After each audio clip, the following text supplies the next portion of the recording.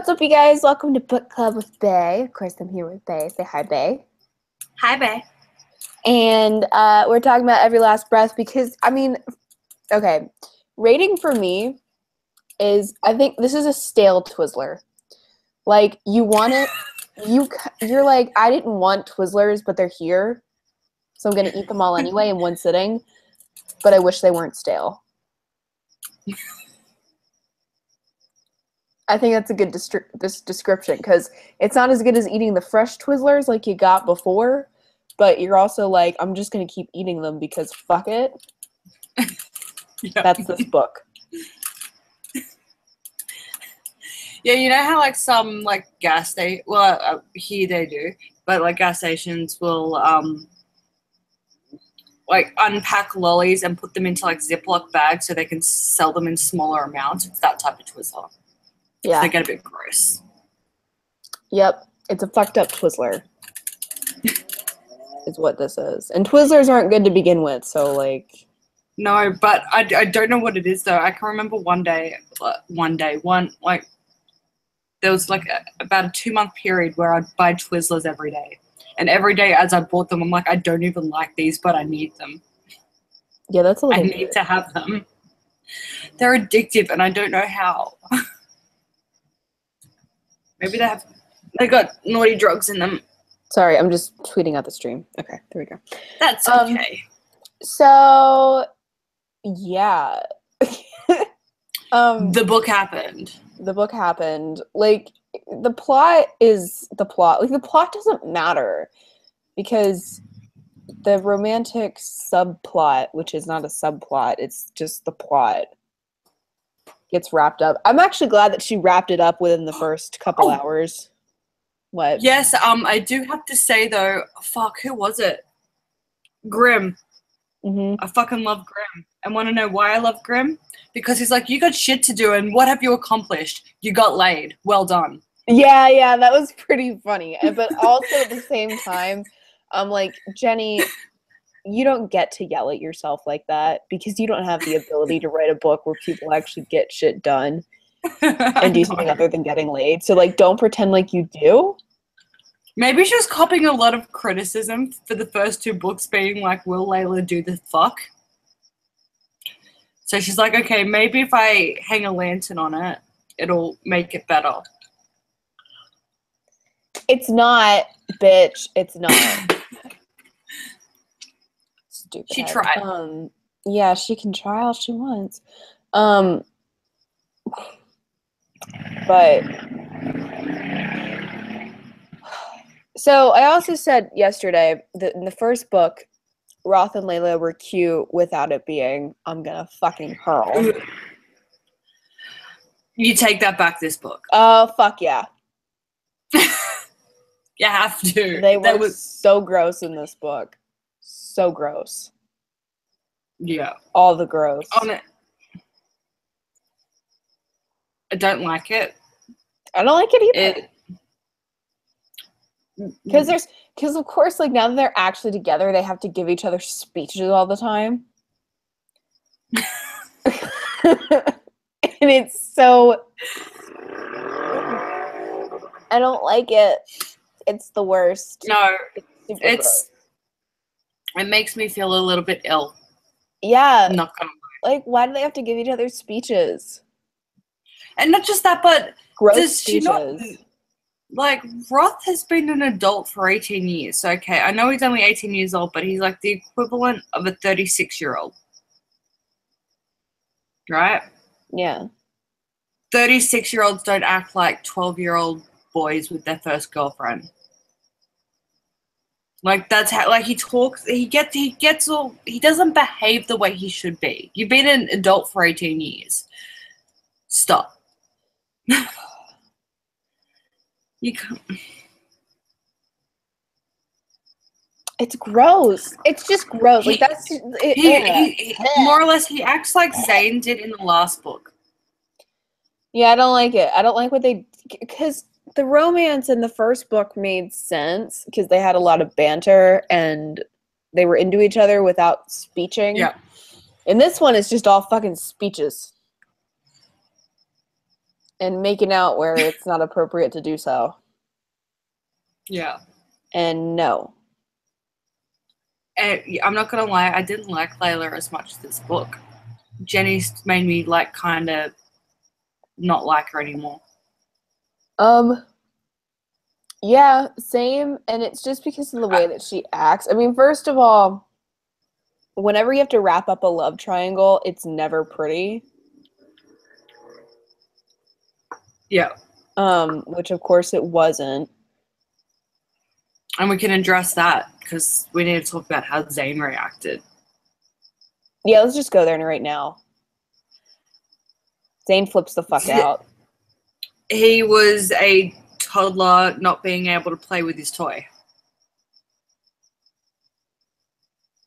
I really did. I don't think that Zane, like, even with how Zane was in the last book and stuff, I don't think that Zane would have actually reacted that way. I don't really know. I don't even think that Zane is really in love with Layla. No, it was. And the reason why, crap. The sorry. chick that's had a crush on me forever is now interested in someone else. I have to keep her. Yeah, because he ends up with Stacy by the end of the book, right? Well, they're texting. Oh, is that it? Yeah, but it's implied that it's going to evolve into something more. Yeah, and honestly, if you're super in love with somebody, you're not, like, that doesn't happen right away. Yeah, after they leave you. bond. Yeah, because they bond over Sam dating and Abbott dating. Yeah, I feel like it's too soon. Yeah. Which is normally what happens with love triangles, is that he moves on super soon. The other part of the triangle, the second that the person makes a decision, is like, oh, well, now I'm deeply in love with this person, it's going to last forever. And it's like, there's no reason why you should, I mean, if you're truly in love with this person, right, you know. You should be at least mopey for at least a week. Yeah, and then it's usually just give yourself a week. Yeah, it's like, oh, I found this other person in a day. And you're like, I feel like you didn't know. No. Unless, like, because it would make sense if they're both just kind of doing it to do it. Kind of like Sam and Mercy, where they were like, we feel like it's just kind of supposed to be like that, so let's do it. Yeah, well, with Mercy, it was lingering feelings from when she was a teenager. Like, it was just residual. Yeah. Yeah. And for Sam, it was, I want to have a baby. Right. But also, Stacy should not be in any position to do the dating stuff yet, because she finds out that her boyfriend, who she only really started getting interested in after she changed, was actually the thing that killed him. You know what? When they address that, she's like, did I fall for that thing? And I'm like, yes. Yes, you did. You did. You didn't fall for Sam, you fell for the thing, and you fucked it. And she was, like, freaking out about that. And I'm like, yeah, because Layla lies to her and is all, you were into the stupid nerdy guy. And it's like, but she wasn't. She just wasn't repulsed by him. No, she just wasn't repulsed by the nerdy guy. I'm like, she wasn't actually attracted to Sam until he stopped being Sam. And then they're like, he played him so well that none of us knew. I'm like, his personality totally. Bitch, please. And can we just address something as well? Because it only just occurred to me just then. You know how I had my bitch about they shouldn't know, like, all of them shouldn't get the Buffy reference crap? Yeah. Double that, because that was Lil and Sam. How the fuck does Lil and Sam? Oh, you know what? You're right. Know who Xander is? I don't know. That's dumb. You've been topside for a week. Yeah, like, because they're like, oh, but okay, if my personality totally changed, I'd like to think that you would fucking notice. I notice if you're mildly annoyed. So Yeah, I imagine I would. you're just like, you haven't sent me anything like a weird like puppy falling downstairs today. Are you okay? And I'm just like, yeah, I'm like, if I'm like dying. mildly in a mood, you're like, all right, babe, what's up? And so it's, I mean, I'm Talk to sorry, me. but Sam literally, his entire personality changed to the point where we notice The it, way and it's constantly pointed out to us. And then they're like, he played him so well. Layla, you kept on saying, I was surprised when Sam didn't do this. Like, I was surprised that Sam didn't jump all over Zane the second Zane walked in, trying to get information. Sam I'm has, like, surprised weird... that we didn't get a Buffy fact. I'm surprised that fucking this. I'm surprised that, well, don't act like you didn't know. You knew. Well, yeah, you knew something was up. Like you said, if my entire personality changed, I mean, you probably wouldn't think that a whole demon took me over, but at the same time, in that universe, that's literally a possibility. Yeah. So you know that there's a demon on the loose. It's also, this happens in the Vampire Diaries too, where Catherine kind of unconvincingly takes over Elena's body and nobody fucking notices. And I'm like, how do you not notice that? You know what, though? When Elena tries to impersonate, you know what? Elijah is a better person than the rest of them. Because when Elena impersonated Catherine, he's just like, bitch, the fuck you doing? He was like, you're not Catherine. Like, within 5 seconds. But people who were supposedly Elena's best friends could not figure out that it was Catherine until it was basically, like, by the fucking way. And I'm like, how do you not know? No, How do you not know that? You have to know. You have to know that it's not him. And I'm sorry, but lying to Layla, or lying to Stacy, I don't feel like it's helpful, and being like, no, you fell for Sam. No, she didn't. Because I'm like, look, Sam was an awkward nerd.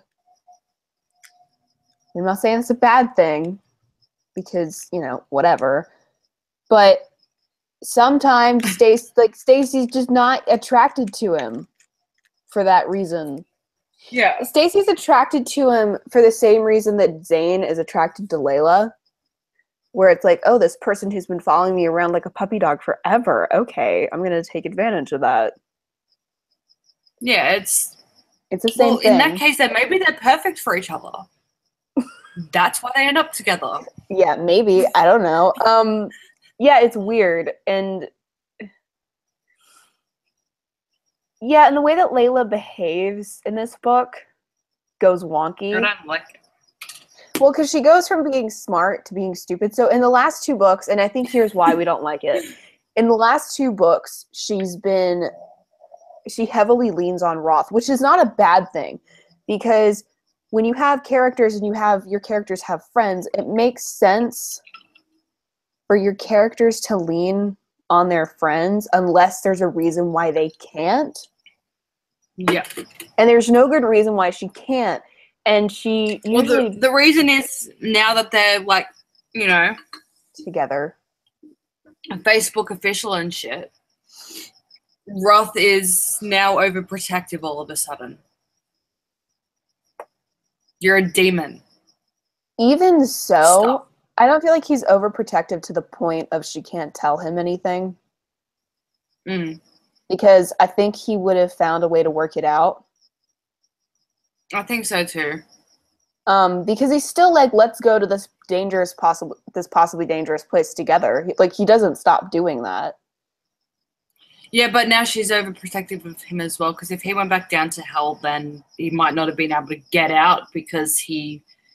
Yeah, but that's also something that they could have, like, worked out together, and they would have. Yeah. And like I said, yeah, and that could have been a really fun scene, like him trying to sneak into hell and then, like, this big, like, chase scene at the end or something. I don't know. Well, yeah, and I don't mind the hell scene, but you know, and I actually kind of liked Bambi's human personality.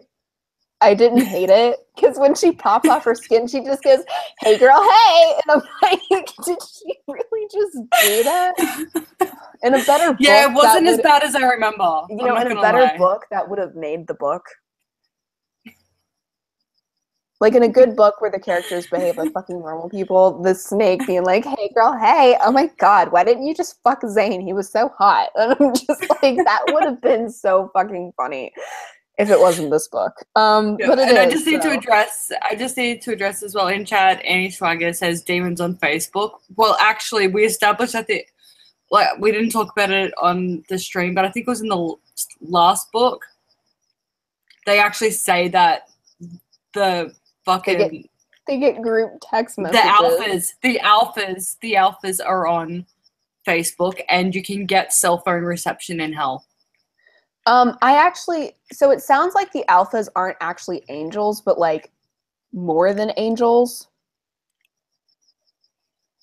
is what I got from it. Maybe they're archangels. Yeah, like they're not angels, they're like super duper angels. I guess like higher level demons. I guess they're just like a different tier of angel. And we discovered in this cute too. Sorry, go ahead.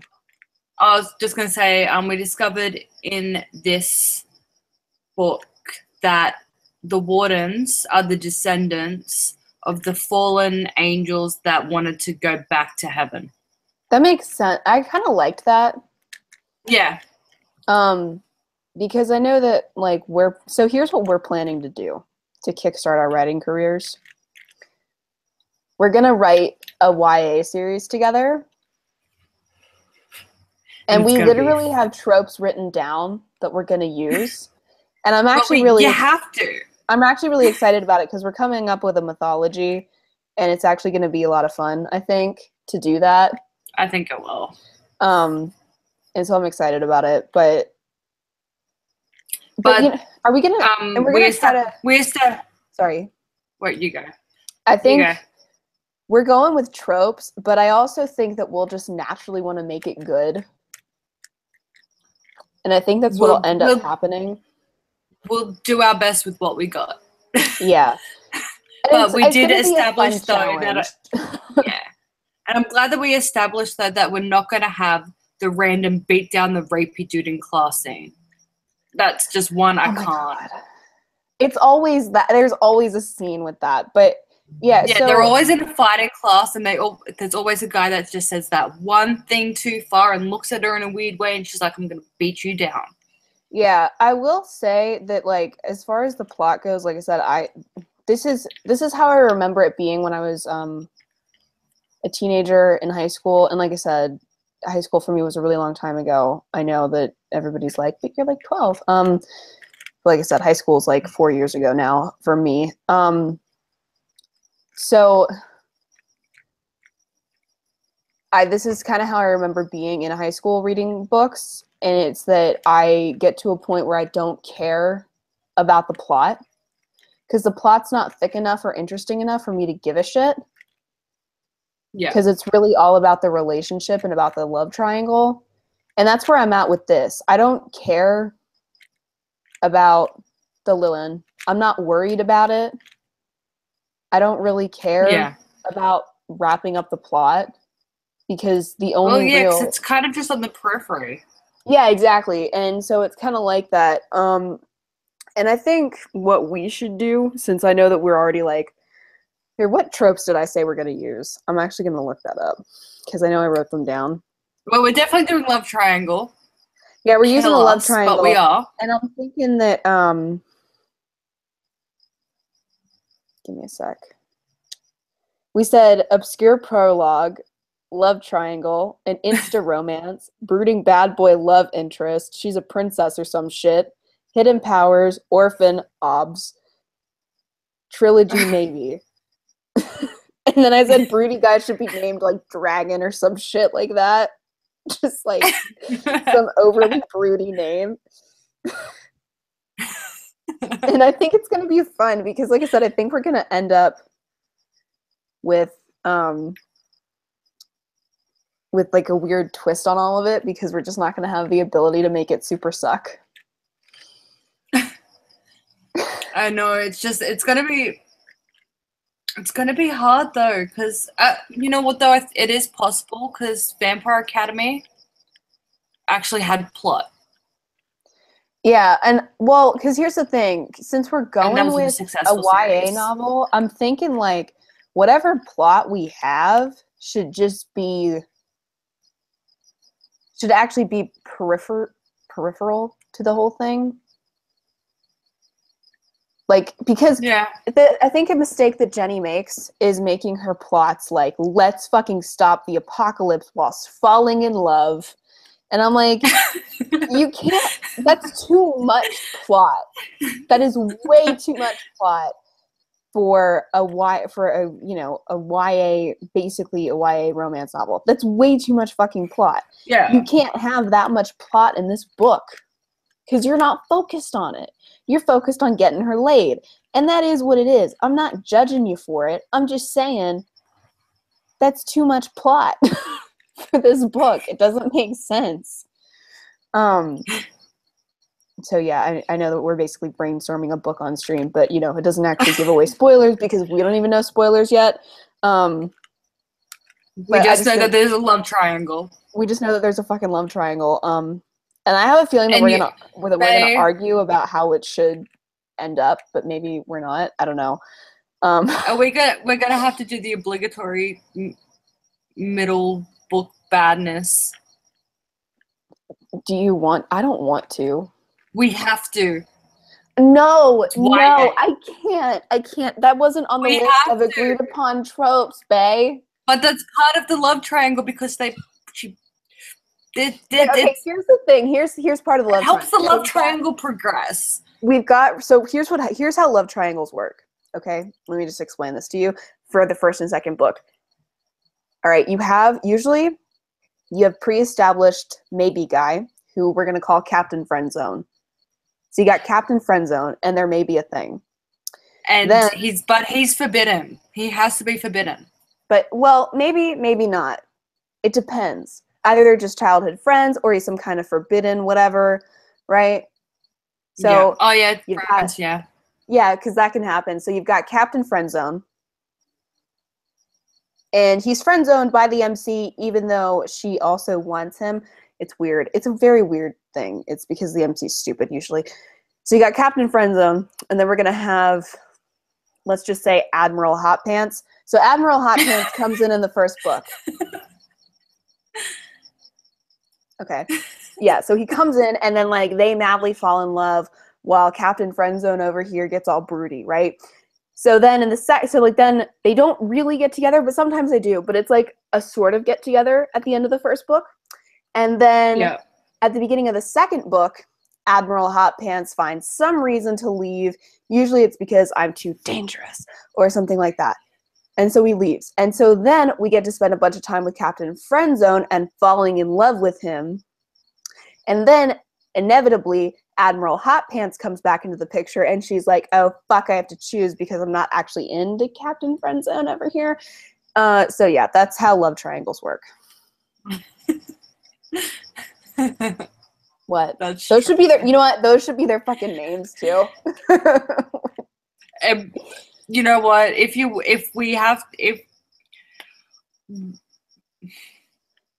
what? Now part of me just wants to write a joke YA book. I have, we could do that too. We could write a serious YA series and a spoof YA series. And we can do both. We'll have, It'll be fun. I think, but I think even with the tropes, I think we can make something semi-decent.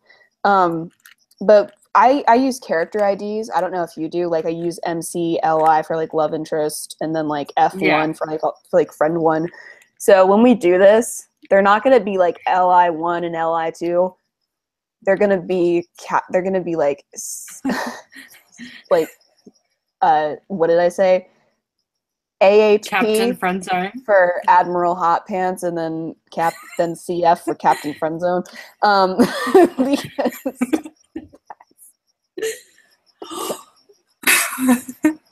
No, this will be fun. I'm It'll be looking fun. forward to when we actually can like properly sit down and work on it. Yeah, we need to figure out a time to actually do that because I've got some time today between classes, so I'm gonna work on the mythology a little bit if you don't mind. Yeah. And then Oh, do you know what could help potentially with the mythology, like link how like everything is related to everything else within that?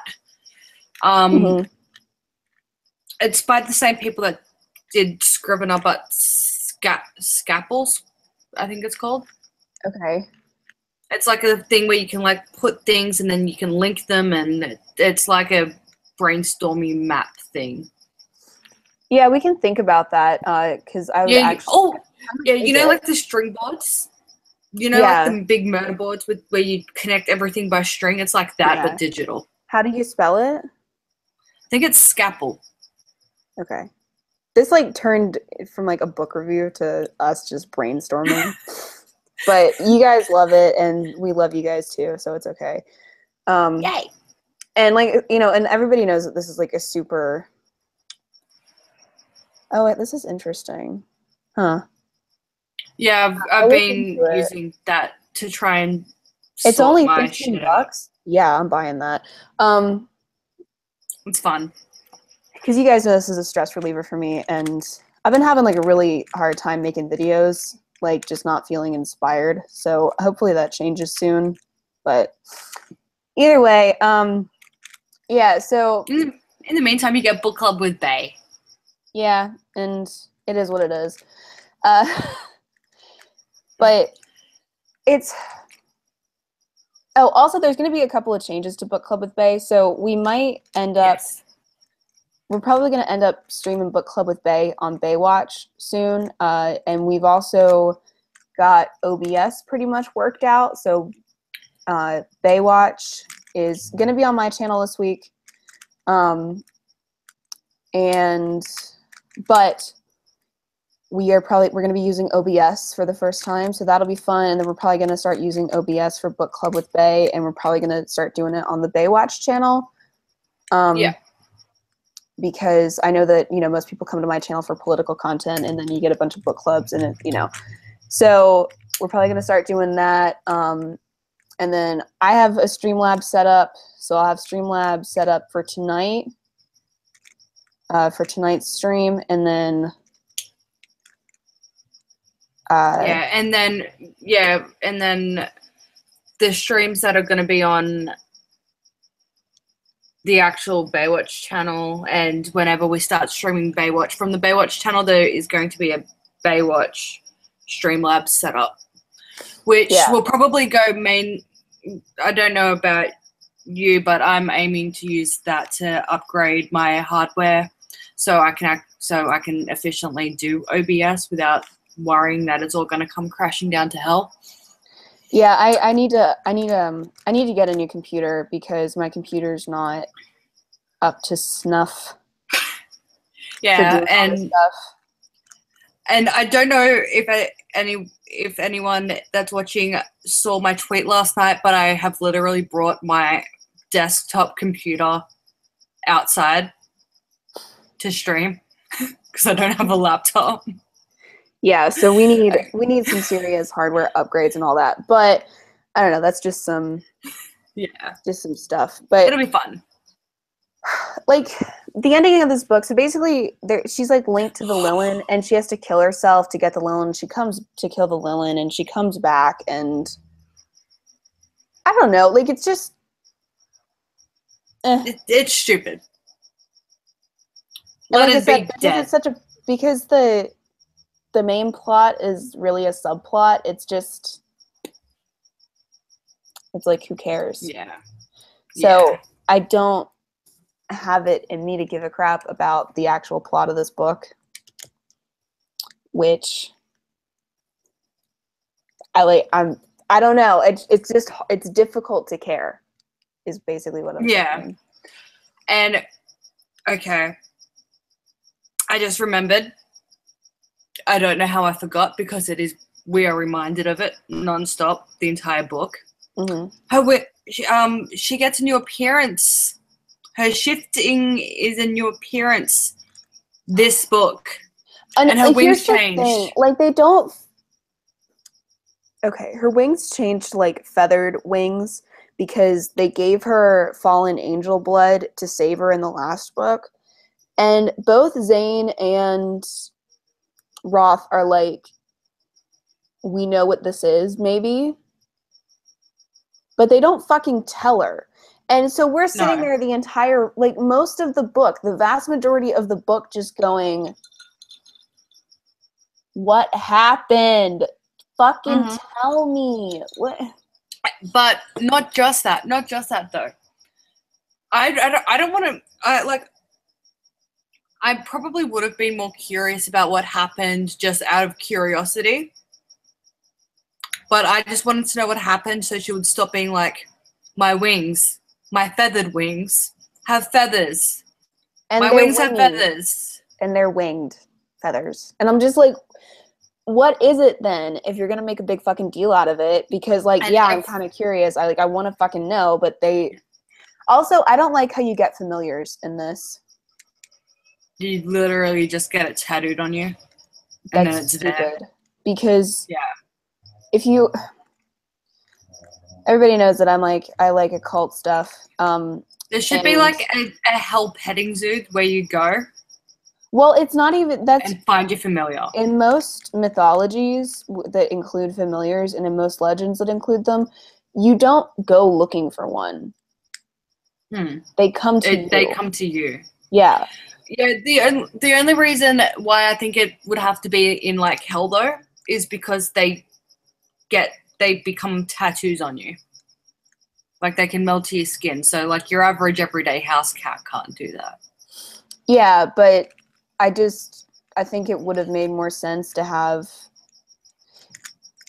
it, like, I don't know, to have, like, some way for it to just find her anyway. Like, even if it just comes to her, that's fine. I just don't like that you get tattooed and, like, you get to pick. I guess. She picked right. Yeah, she picks a fox, and I'm like, I fucking love foxes. So, and I like her familiar. He's Robin. Yeah, I don't feel like we got enough time with him for me to actually bond with him. Yeah. And then they have to give up Bambi, and I'm not over it. Bambi's my favorite you were character. texting me freaking out. I was like, holy shit, they actually gave up Bambi. I can't. I'm pissed. I'm upset. Yeah, Bambi is the payment for the fallen angel blood. Yeah, and you know what? Here's the thing. There are things about this book that, like, upset me, where in the previous books that were a little bit, like, especially in the first book, where I actually, like, felt bad for her, and I was like, this is the worst thing. I can't believe you just did this to me. And where, like, Roth, especially, like, after Roth died, I was like, that was sucky. And I realized, like, but that's how I write.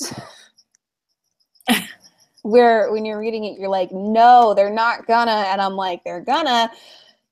And I'm like, I feel super bad now because I'm just gonna be a dick. And I'm like, I don't know if you I have can be, to, though. I'm like, I don't even know. Happy. Although I prefer happy endings. I usually don't, depending on the series, I usually don't go with a sad ending. I usually make most things work out, but still. That being said, John Green is a dick in every single one of his books, and he's really popular, so I guess I can pull it off too. Yeah. Have you ever read a John Green book? They're so fucking sad. No, I haven't. Well, and the characters aren't likable either, so you're just kind of like, so when bad shit happens to them, you're like, oh wow. But yeah, the Bambi thing pissed me off. I was like, no. Yeah, but as well, I would have been really sad if he had done what Cayman was expecting him to do, because ultimately Cayman had to go to the Coven of Witches to get something that would save Layla from deading after she gets stabbed. Mm-hmm. And he comes back. He's like, they've got an offer, but you're not gonna like it. And he's like, I'll do anything. And so Cayman's like, you sure? And he's like, yep. So they go, and turns out they wanted Bambi, but Roth didn't know that until they rock up to get Bambi. And Cayman's like, yo, I didn't expect you to actually follow through, but because Cayman's the one that brokered the deal, if Roth doesn't follow through, Cayman gets deaded. So Right. Cayman was expecting to die, which, bless him. Like, he's Roth's, like, only friend, and he's loyal to him to a fault, clearly, because he was willing to die over a fucking... Oh, like, I love Bambi, but he was willing to die over a snake. Yeah, I think that was, like, a bit much. Yeah, because also when a demon deads, they don't cease to exist. Like, in a lot of mythology-based books, if someone's from, like, heaven or hell, or that book's equivalent of heaven or hell, Mm-hmm. if they're from there and they're dead, they just cease existing completely. Whereas Cayman wouldn't have. He would have been sentenced to the deepest pits of hell. The for other eternity. thing that annoys me about the Jenny books is that we interact with actual deities in them. Yeah. And I don't like it. And part of the reason is because the plot, because the main plot is so in the background, it really doesn't make sense. Yeah, and not just that as well, but she makes gods behave like petulant children. Like in, for example, in Covenant, Apollo behaves... I don't even know what he behaves like, but it's not a god. Yeah, he has very odd mannerisms, for sure. Yeah, and because Greek mythology is like one of my favorites of, well, it's actually it's the favorite of mine, of mythologies and stuff. It makes me sad that she bastardized it so much and made the god, like, let's be honest, the Greek gods are selfish pricks anyway, but she made them overly petulant children. Well, there are some things that she does that if the books were good would be endearing and would be amusing. Yeah. But because they're not. Yeah. That's actually, that's why I've had such a hard time with this series as well, because there are things in it that I don't mind in general, but I hate Jenny. Yeah, it's because, like I said, the Bambi thing that scene would have been like made the book if the book was good. But because it's not, you know, it's hard to pull something like that off. Especially, comedy books are difficult. I don't think comedy in books is difficult because it doesn't quite read the same way that it does in, say, a Marvel movie, because people put it in the wrong places. Yeah. People put it in the most serious of scenes. Like, she's in hell, and literally we get a "hey girl, hey." And I'm like, this is not the time or the place for that. Like, it would be funny if you did it right. But they always try to put it in the middle of, like, this really serious thing. And that's what makes it not work. If Roth was one day like, oh, by the way, familiars are actual people, you want to meet Bambi? And then that's what happened, that would have made sense. And it would have been entertaining. But because of where it's put, like, for whatever reason... Yeah. Actually, you know what I think would have been a really good meet the human Bambi scene? Like, she's gone out to go get food or something and comes back to the flat and walks in, and there's just this chick in the lounge room.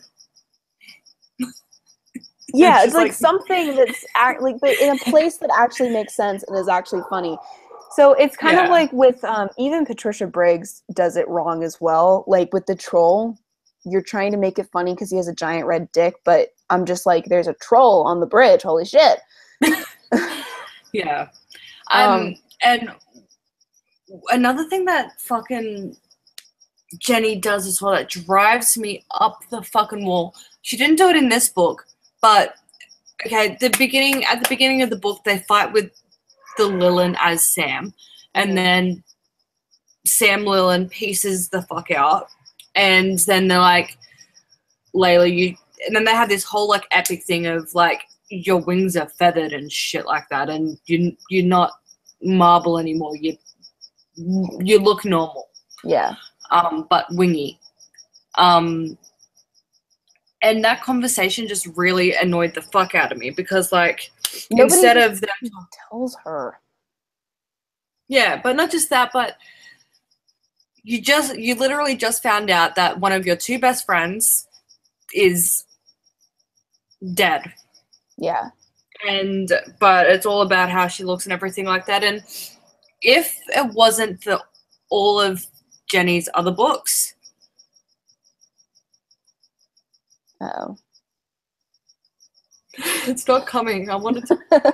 For fuck's sake. If it wasn't for all of Jenny's other books, I probably wouldn't have minded that scene too much.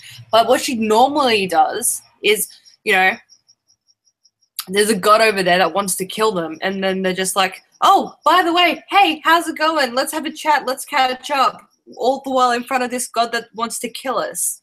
Oh, we'll get to you in a second. Alex and Aiden have just come back from the underworld, so we got to catch up with them first, and then we'll be right with you, okay? 1 second. Like, she always... So, even though that wasn't actually what happened in this book, it just reminded me too much of it. The other thing that she does that we talked about that would maybe be cute once is after the main characters who are going to end up together do it, and they finally say, I love you. She always does this thing where they're like, say it again. And it's like, chill the fuck out. Holy crap. Yeah. The other thing that I was thinking about when we were talking about that is that how long have they actually known each other? It's only been a couple of months. Yeah. And let's be honest as well. YA's, right? Generally, there are exceptions, but this one only takes place over the course of a couple of months, 3 at most. Mm-hmm. And a lot of them are the same sort of thing, but even the ones that take place over a longer period of time, they're like, I love this person. I've known him for a week, and we're going to be together forever. And then that's how they behave, like, for the rest of the thing. It's like, well, no, you might still break up. You might. Just saying. Well, they don't because it's a book, but, like, it's also just, like, how are you madly in love with somebody? Like, I would give up anything to save this person after... Without a moment's hesitation. I've been with Dixie for over 5 years, and I'd probably hesitate before self-deading to save him. Like, if you're watching this, babe, I love you. He's not watching. That was the other thing that was weird about Sam. She's like, I'm going to go to hell and save his soul. No. Nope, I wouldn't do it. And the other thing is I would convince Roth to convince Tranny Mummy to let Sam go. Yeah, and like I'm sorry, but it doesn't actually see, because she's like, my best friend is dead. I'm like, I didn't really feel like Sam was like your best friend. I felt like he was just a guy that you guys kind of hung out with. So I don't really... Like, I get that they were friends, but also when you can't tell your friends anything about yourself, there's this massive barrier between you and them. Because guess what? You never told Sam about your life because Sam was dead when you told him about your life. Right. And I'm just like, this is... And they can't have been that close. Because she's like, oh, Sam's been a bit off for a couple of weeks. Must be the weather. Right. And so I'm just like, when you're like, I have to go save Sam's soul, I'm like, I don't know. Like, this is just not a character that, given what we know about you, you would care enough about to go to fuck. I wouldn't. No, I wouldn't do it. I wouldn't do it. I'd be like, yep, nope. Yeah, that's it. Oh, and we got I don't know if she changed the age or because she also changed what happened to fucking Wraithy's souls. Because, we didn't discuss that last night. Because in the first book, it's like, if your soul gets eaten, you become a Wraith and your soul goes into like limbo or something. She changes the for rules eternity in this. I noticed that in this book, that I was like, you literally established that was something different in the last book. Yep, and now it's, if your soul gets eaten, you suffer in hell for eternity, which is stupid because you were eaten. But I feel like no matter how you die, you should just dead normally. Yeah. But fuck, what was I gonna? Oh yeah, no, I lost it. What was I saying? We were talking about things that she changed. It's her age. Okay. I don't know if she changed her age or if we just misheard it. But in this book, she said she was 7 when she got adopted by Abbott. So if she was like 11. Yeah, like I said, I don't know if we misheard or if Jenny changed it. But if she's been friends with Sam and Stacey since she was 7, and she's now 17, that's more than half of her life. So I am a bit more forgiving of her wanting to go down into hell. Like, I get it. For his soul. But like I said, at the same time, to be distant enough from them that they have no idea about what you are. Yeah. Because there are people that I've known since I was 7, and I'm still just like, no, I'm not going. Yeah. Because it's not like going to the store to like talk to somebody who's a little grumpy, which is what ends up happening. But like, you literally have to go bother the Grim Reaper, and I'm like, that's just not a risk I'm willing to take. And yeah, and because as well, I don't know why she wouldn't have told them, because honestly, clearly they weren't judgy. Because Stacey had met Zane previously, or at least knew enough about him to know he was hot or whatever, like at the beginning of the series. Mm-hmm. And she wanted to do Zane, but she also knew that Layla wanted to do Zane and stuff like that. And Sam really, really, really wanted to meet him and talk to him about all the warden stuff. So clearly they weren't going to get judgy over her being like, yo, I'm half demon, half warden. Oh, and then we find out this book she was never actually even a demon.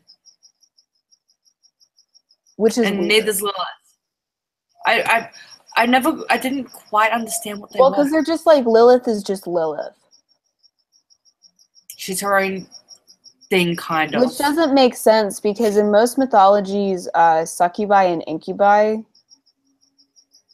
are children of Lilith, because she's because like they get energy from sex, and that's...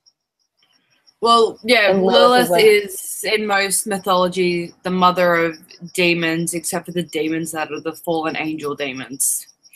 So it kind of doesn't make sense. I don't understand.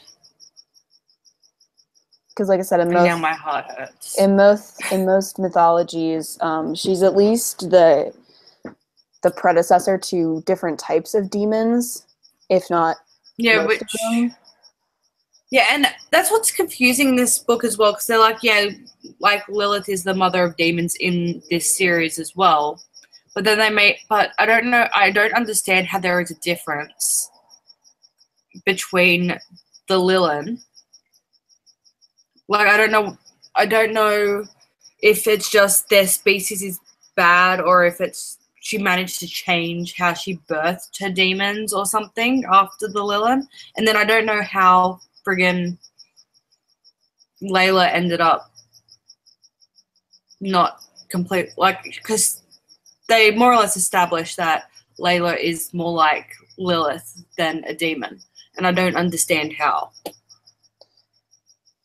Yeah, it really just doesn't make sense. And Jenny did, like we said, Jenny did this with the Greek mythology, and she does it with this one because this is Christian mythology. She bastardizes it. Yeah, and I'm like, if you're gonna do that, you either have to stick. I mean, you don't have to. Obviously, there's no rules, but it's a lot less immersive when it's an established mythology with actual rules and you're just screwing with them. Because it's not like you can't look this stuff up. Like, yeah. And if you want to do that, make up your own, because that makes more sense. I mean, so there are certain like places and settings and things like that if you're, because like you have to make the audience suspend disbelief, and it's hard to do that when you're taking something that people actually know about and completely fucking it up, because then instead of being into the story, you're just sitting there like, wait, what? That's not how that is. There's another series, Blue Bloods. I don't know if you've read it. It's a vampire series. I actually have.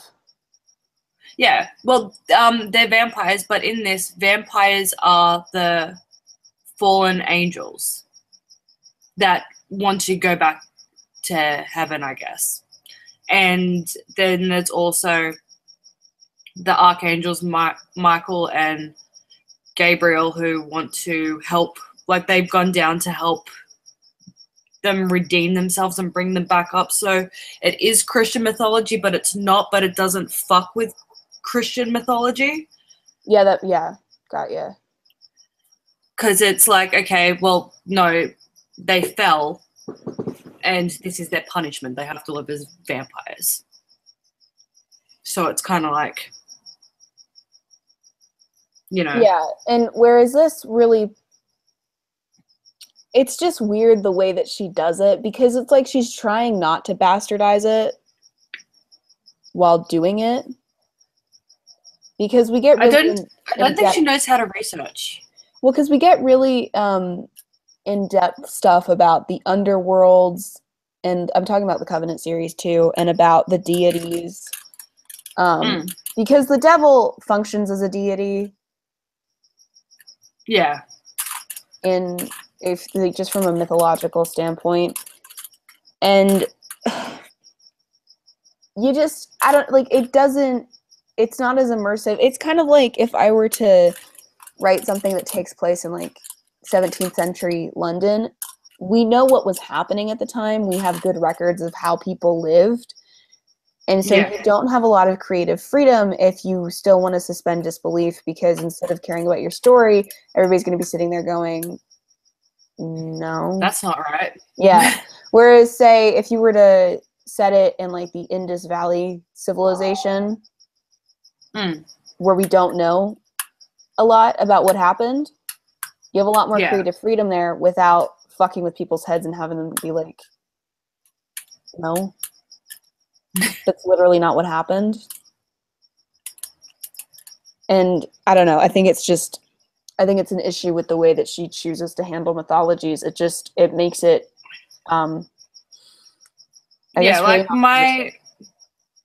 like the series that I'm working on and stuff, like it references like the Salem witch trials and stuff, where like peeps get burnt at the stake and shit, but that's pretty much like the extent of the thing. Like you can reference all of this stuff and have it fit, but if you're actually going to have, and it'd be fine, but if you're going to actually have these things be such a major part of the book and have characters from these mythologies and stuff like that, know your shit. Yeah. Yeah, exactly. You really need to know what's going on. And so something like the Salem witch trials, though, that's easy to do something with because, you know, if assuming that like these certain creatures with certain powers or whatever have been living underground for a while and like say people flipped the fuck out and started hunting people, that's because people use that a lot with like witch trials and it because it makes sense given the world that you've created. Yeah. Because there is magical stuff and you have people flipping the fuck out. And so it makes sense and you're not really bad because you're not changing what happened or adjusting it. And you're just giving just a background explanation. Yeah, and just addressing something in chat. It's not exclusively Salem witch trials and stuff. And let's be honest, I know as well a lot of the witch trials didn't actually do a lot of the like as much deading as history portrays and shit, but or what people portray, and stuff. But it's a plot point. And it's not going to be heavily referenced. It's just going to be like, you remember what happened in Salem, right? Yeah, I remember what happened in Salem. About the Salem witch trials is that whenever people talk about it, they always say that like the people accused were innocent of practicing witchcraft. And I think it's interesting because there are a lot of religions, especially older pagan ones, where people do actually practice, you know, what Christians would consider witchcraft. Yeah, like paganism is inherently witchcrafty by Christian standards. Yeah, and so I'm like, but so what if they were like actually doing something pagan-y? Does that change it? I just think it's interesting the way that people talk about it. That's just totally an aside, but yeah, the way that she handles mythology, I think, is weird, and I don't think it doesn't work. No, and again, why the fuck is because they never actually call the devil, or it's really weird as well. It's like she's scared of writing the devil and God. Yeah, but that's what you're doing. And she only references angels when she can't dance around the word angel. Yeah.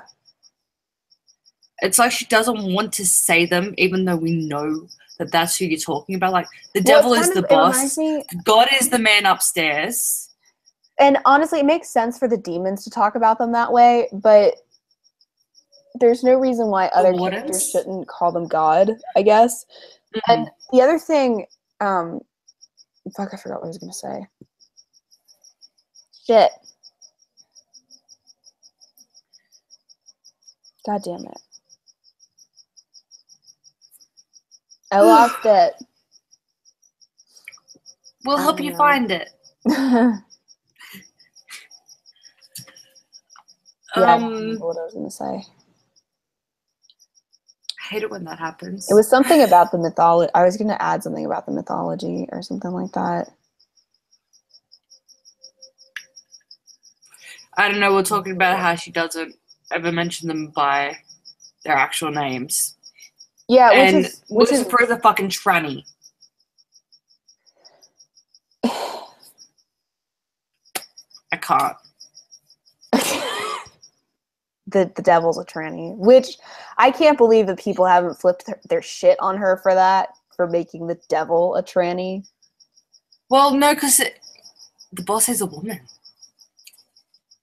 and that's fine. No one cares that the boss is a woman. But like the boss could literally be baby powder. She's gender fluid. No, she's literally not even a tranny. She's non-binary, gender fluid, because she changes.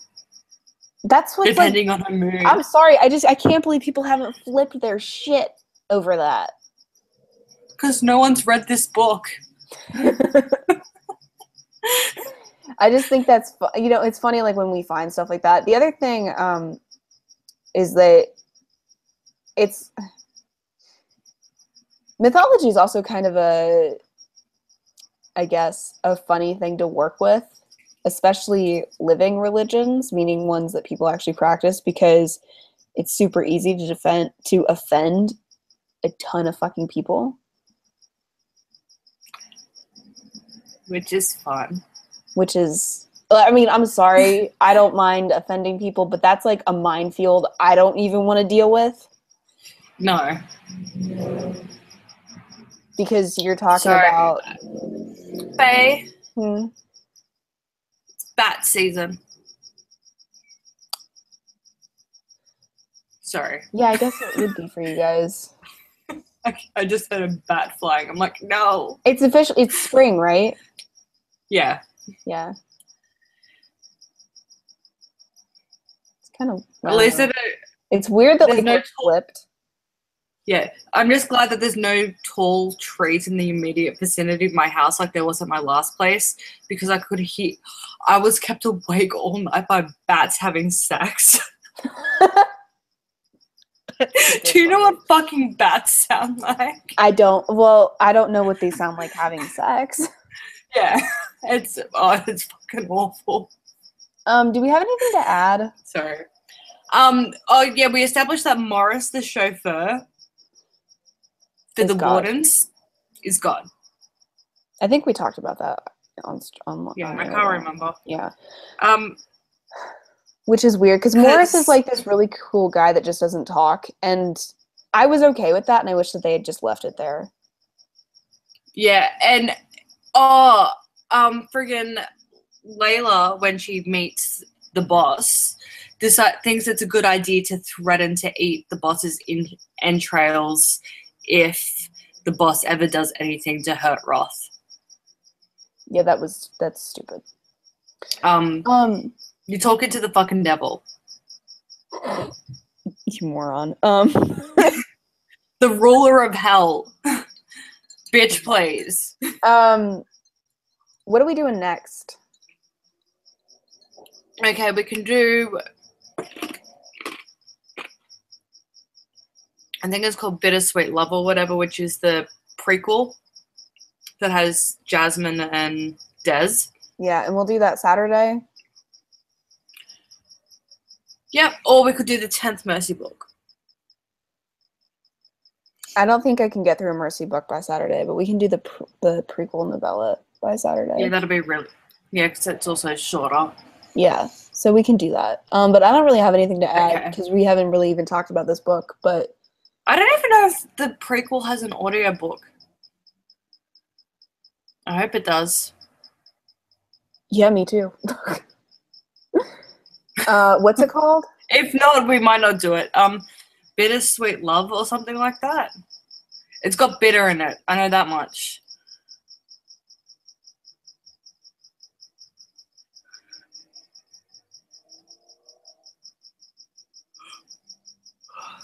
Hold on, let me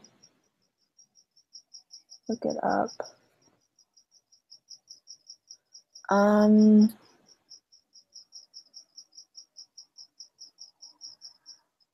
I even tell?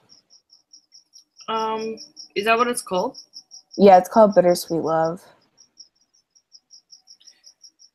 Bittersweet Love. Jennifer L. Almond Trout. Audiobook.